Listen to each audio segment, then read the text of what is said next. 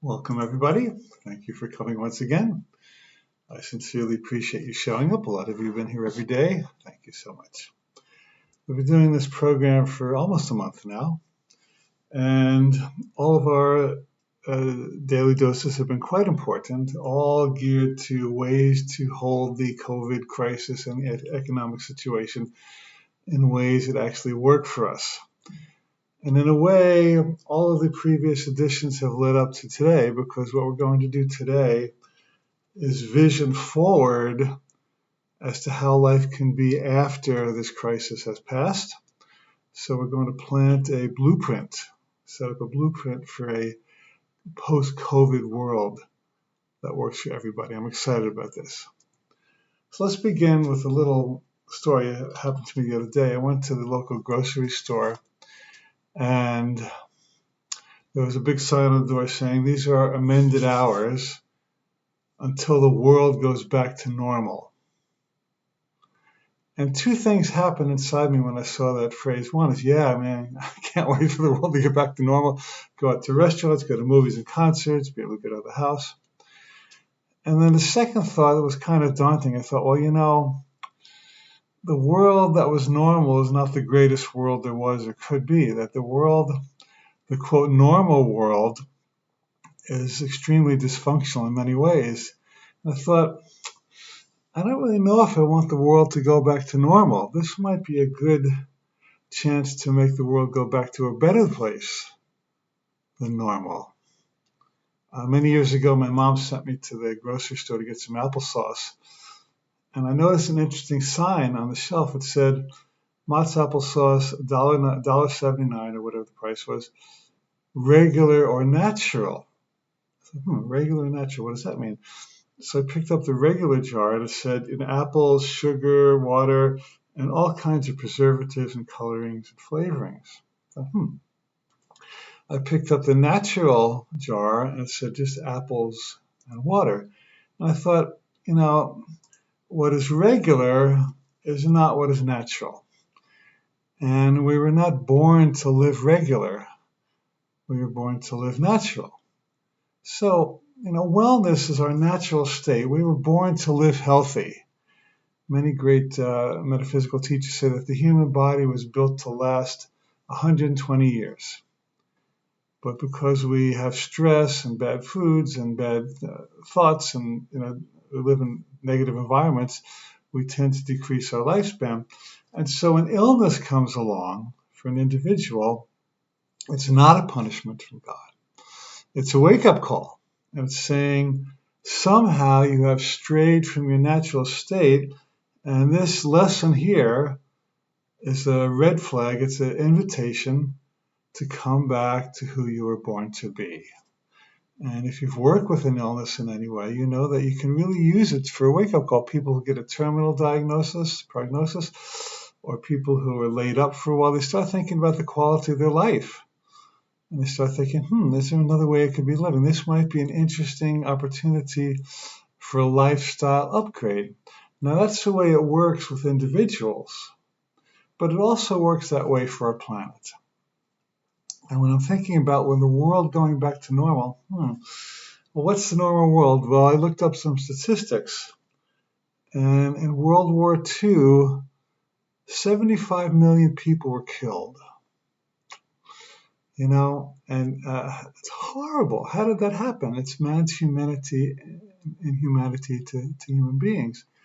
So, in a sense, COVID is really a very, very, very gentle, light wake-up call. Now you say, well, not light for me. I'm at home for 2 months.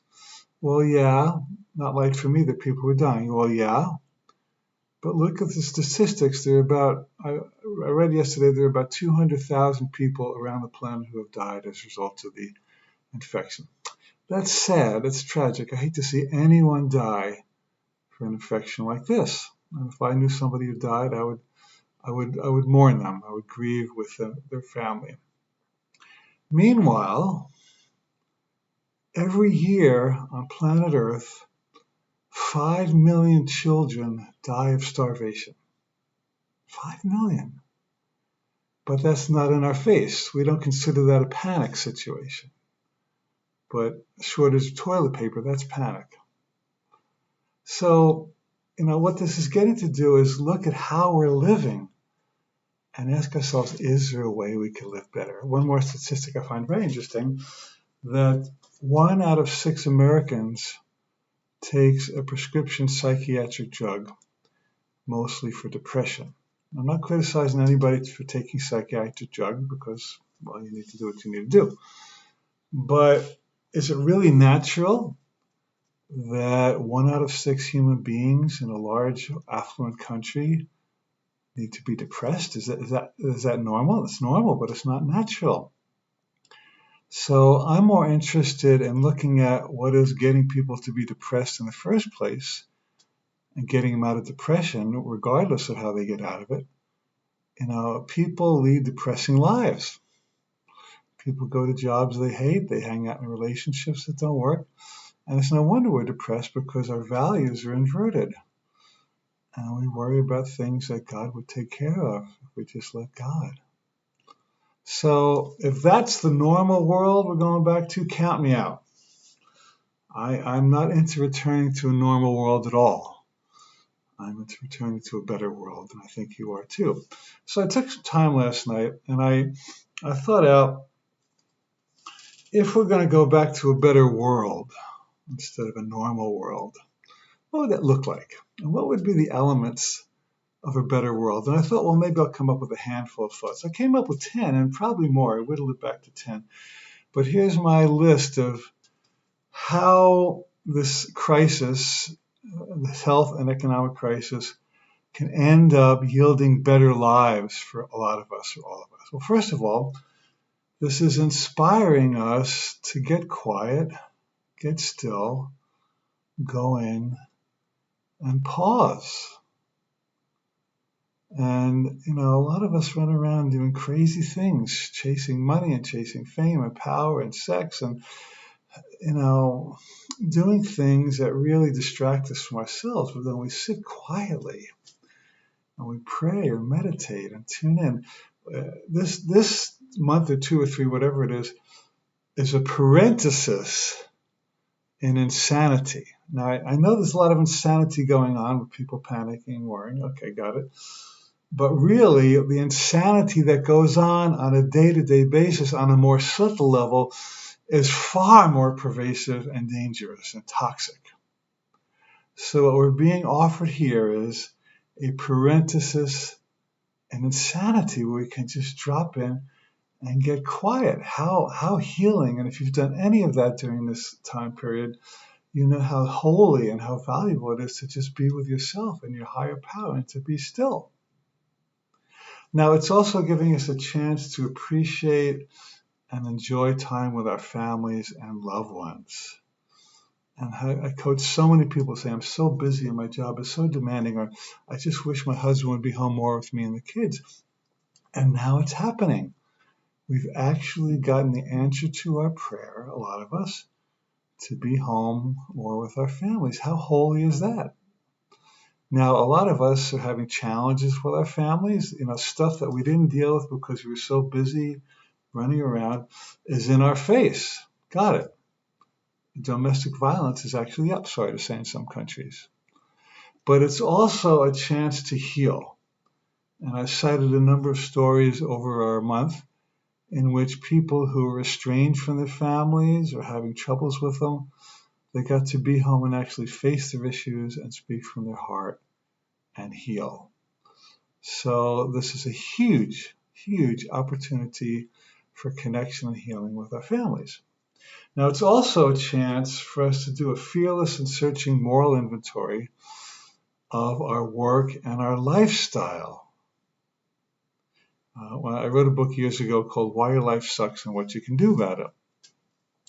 And the advertising agency that promoted the book did a survey. They asked Gallup to do a survey, and they asked a lot of people, why does your life suck?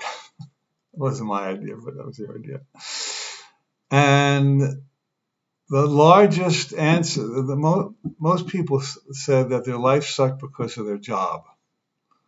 They didn't like their job or their boss. And so there's another dysfunctional situation that we've put up with for so long that it's normal, but it's not natural. Now I'll insert here, there's a phenomenon called drift. It's a biophysical, it's a biopsychological phenomenon. And a while back, some scientists put a bunch of frogs in room temperature water, and they thrived just nicely. And every day, they raised the temperature of the water by 1 degree. And for a while, the frogs adapted. Every day, they adapted 1 more degree to this toxic situation. Finally, a lot or all the frogs died because the water reached a point at which it was lethal. But because they had adapted and adjusted little by little by little by little, when the time came for them to jump out of the water, because it would have been the most healthy, life-saving thing to do, they had lost their capacity to distinguish between a toxic situation and a healthy situation. This phenomenon is called drift. Now, sadly, it's exactly what's happening in the world. We have drifted little by little by little by little by little from well-being until non-well-being seems normal. Nobody feels good. Yeah, everybody has aches and pains. Yeah, nobody gets along with their spouse. Yeah, everybody has money troubles. Yeah. But none of this is related to the way God intended for us to live. And as we said many times, the Course in Miracles tells us there's God's world and the ego's world. And God's world is natural, and it's healthy, and it's enlivening, it's empowering, it's creative, it's loving. The ego's world is based on fear, separation, and dysfunction. And a lot of us and a lot of our world has drifted from God's world to fear's world. But when something like this comes up that's in our face and gets our attention, it is a golden opportunity to come back to the crossroads where we chose to enter fear's world and choose God's world, or love's world, or well-being's world.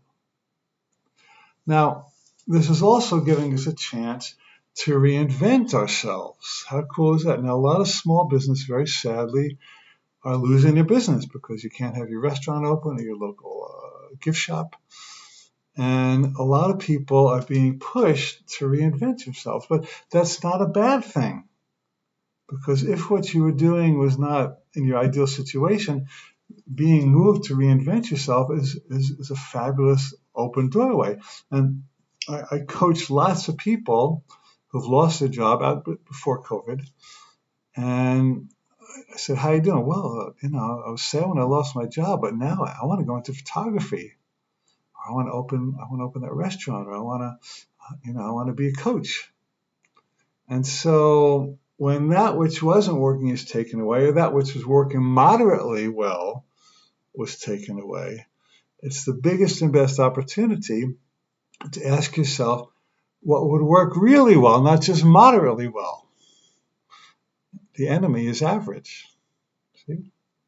Now, we're also getting to recognize our oneness with humanity. This is such a beautiful, beautiful lesson, because this COVID thing has immobilized almost all the world. If you're some native living in Borneo, maybe not, but if you're anywhere in any civilized world, you have been affected by this coronavirus crisis, and you're probably being asked to stay home, and your business is probably down in one form or another. But so this is a mass leveling of the playing field that's telling us all humanity is united. Coronavirus does not discriminate between Jews and Christians and Muslims. It does not discriminate between Republicans and Democrats. It does not discriminate between the UK and the US and Australia and Tasmania. That we are all in this together. We're all facing this together. It's really wiped out all the mental judgments and differences and delineations that we make that usually hamper our peace. All forms of nationalism and religion and philosophyisms, they tend to separate us by putting us boxes and giving us labels and making us right and the other person wrong. That has been wiped out with this virus. Thank God. Thank God the virus is not discriminating, that saying my religion is better. We're the chosen people. Yeah, we're going to heaven. You guys are going to hell. Coronavirus doesn't think about that. It's all about humanity being pulled together to face a common challenge. Never before in all of history has this happened. It's uniting people in a way that we've never been united before. Now, I'm going to take a little longer today. I know I'm going over time, but this is a big lesson, so I'll take a few more minutes if it's okay with you. And we're also recognizing that communication and connection do not depend on where bodies are. Due to our blessed internet and Zoom and other connection programs, we are finding that I can sit in my house in Hawaii and you can sit in South Africa or Australia or Germany or France or wherever you are, and we're together. How cool is that? Never before in all of humanity have we had the capacity to meet and connect independent of where our bodies are. Now, we could always do that psychically, but we've lost that faculty because we don't use it. But somehow we're all together in consciousness. We're all in one room together. We cannot meet in physical personage, but we're meeting in spirit. And that's a huge lesson, that we're not separated by where our bodies are. Our bodies do not define or limit our capacity to communicate.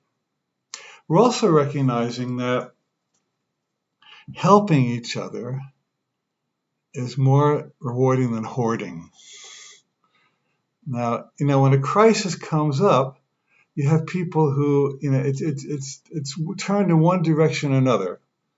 It brings forth the best in people, and it brings forth the worst in people. So you see people walking out of Costco with shopping baskets with toilet paper to the brim. I was in our local store the other day, and I like coconut water, so I usually buy it by the case, even before this crisis. And I saw a case of coconut water, and part of me said, well, why don't you get two? Because it might not be there next week. And the voice said, no, trust, it'll be there next week. And I came back, and it was there next week. So we're having this choice between helping and hoarding, and God bless a lot of people. A lot of us are stepping forth, and each of us helping in our own way. We're also being moved, almost pushed, to cultivate our relationship with higher power. Now, a lot of you have some kind of spiritual practice, like yoga, meditation, prayer, journaling, affirmation. And I have prayed more during these last 30 days than I have in a long, long time, for myself, for my family, for humanity. This has really pushed me back in my relationship with God, and I feel so rewarded. I feel so uplifted. They say there's no such thing as an atheist in a foxhole. Meaning when the chips are down, you start looking for answers. You start looking for higher answers. And so this has pushed a lot of people to look for higher answers. And when you look for a higher answer, you get it. And a lot of us are really cementing our relationship with God, in whatever name we know it. That's cool. That's an improvement in life. We're also giving our planet a chance to breathe. What a gift is that. Would you sacrifice the month of your life so the earth could come back to life? I would. I don't consider sacrifice at all, because we're making good use of it. But we're having a planetary Sabbath. And makeup and sunscreen and urinating in the water, and it's killing the reefs. And now fish are coming back, and smog is lifting, and people can see the Himalayas for the first time in 30 years from 100 miles. I never thought I'd see this in my lifetime. We may never see it again. Hopefully we will in some form without a lot of trouble. And finally, we're getting to choose. This is the most fundamental lesson of all, that we are getting to practice choosing between fear and love. Of Course in Miracles says that every moment of life we're choosing between love and fear. Either it's love or it's fear, there's nothing in between. And we've all had our ups and downs during this period. We all watched scary news. We all had to come back to center. And so every moment we are building that muscle that says, I choose love. And if we come out of this having a stronger faculty and a stronger determination, a stronger vision of choosing love over fear, that's the gift of a lifetime. It applies to our relationships, our bodies, our jobs, our careers, everything. So we can really make this work on our behalf. And a lot of us are. I think a lot of people who are watching this program are doing that. I thank you for it. I thank you for your part in it. Many years ago, there was a very cool science fiction film called The Day the Earth Stood Still. You all seen it. The Day the Earth Stood Still, 1952. And in this particular movie, it's right after World War II, and a flying saucer lands in Washington. An alien comes out, and he's here to give a message. He's a friendly alien. They try to blow him up, but welcome to planet Earth. Anyway, at the end of this movie, he gives the message he came to give. And basically, these extraterrestrial beings have a power, and they immobilize all electrical phenomenon on the Earth for a day. Everything for an hour, I think, actually. I forget how long it was. I think an hour. And the day the Earth stood still. And at the end of the movie, this movie actually holds up. It's 70 years later, but it's totally valid, even more so today. He's saying, you guys just started messing around with nuclear weapons. And we don't like that, because that's going to pollute not just your planet, but a lot of the universe, part of the local universe. And you guys got to get it together. We're here to police you. And we're going to say either get it together or the consequences will be far worse. I am a messenger. So that was the day the Earth stood still. So how about the month that the Earth stood still, or the 2 months that the Earth stood still? We are now in that period when, in essence, human activity has been reduced to a minimum, and the Earth is standing still in order to give us a chance to think about how we would prefer to live instead. Whew. And it's a very gentle message compared to other messages we've had. And you get a whisper. If you don't get the whisper, you get the slap. So we are getting, not by God, but we get slapped by living out of harmony with nature. So this month, these 2 months, is our time to not go back to normal, but to go back to better. One last thought. I heard a really powerful YouTube the other night by a man called Charles Eisenstein. And the title of his YouTube or podcast, or whatever it was The Coronation. The Coronation. Coronation. The Coronation.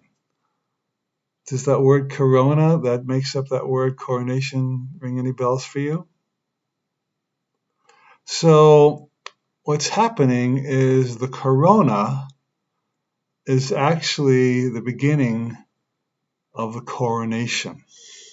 Now, coronation is when a king or queen is elevated to the throne. And I would suggest that this particular phenomenon is elevating us to the throne of divinity that belongs to all of us. We have been living at a level less than the divine because we've compromised and drifted. What's happening now is these few months on our planet are an invitation and a golden open door to reclaim our natural state of life and live in harmony with each other and the planet. And I sincerely pray that it's exactly what we'll do. So my prayer is that the world does not go back to normal. My prayer is that the world goes back to better. Thank you for sharing this time with me. Thank you for being a part of this monumental transformation. I love you.